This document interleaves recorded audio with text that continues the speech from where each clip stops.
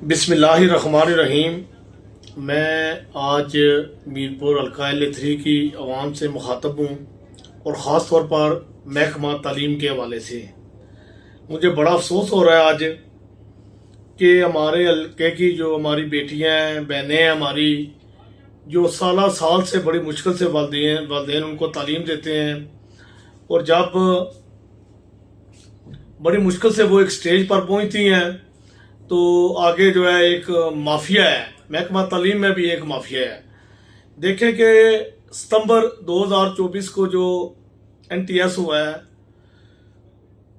उसके बाद जब तक अगला NTS नहीं होता, ये पॉलिसी है कि जो भी पोस्ट खाली होगी, वेटिंग वाली जो हमारी बच्चियां हैं, बहनें हैं, वो उस पोस्ट पे एडजस्ट होंगी। लेकिन हल्का L3 में अभी तक 8 से 10 तबादला जात हैं जो बाहर से, रावला कोट से, बाग से, ज़िला बिम्बर से, ज़िला कोटली से, और हमारी जो बच्चियां हैं वो बेयार और मददगार हैं और उनके साथ बड़ा जुल्म हो रहा है।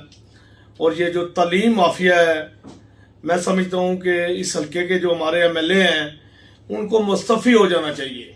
उनको कोई हक नहीं पहुँचता कि वो अगर हमारी बेटियों की, हमारी बहनों को हक नहीं दिलवा सकते।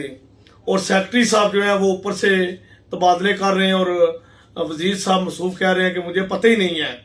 तो मैं समझता हूँ कि अगर उनकी इतनी कमज़ोर गिरफ्त है तो उनको मुस्तफ़ी हो जाना चाहिए। उनको कोई हक नहीं है कि वो इस हल्के के MLA रहे हैं।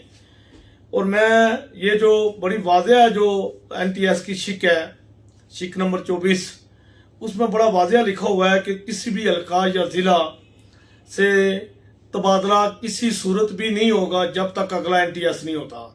लेकिन जहां तबादलों पर तबादले किए जा रहे हैं और जो बच्चियां हमारी वेटिंग में हैं वो मुंह देख रही हैं और वजीर मसूफ को पता ही नहीं है कि ऊपर से सेक्रेटरी तालीम साहब क्या कर रहे हैं।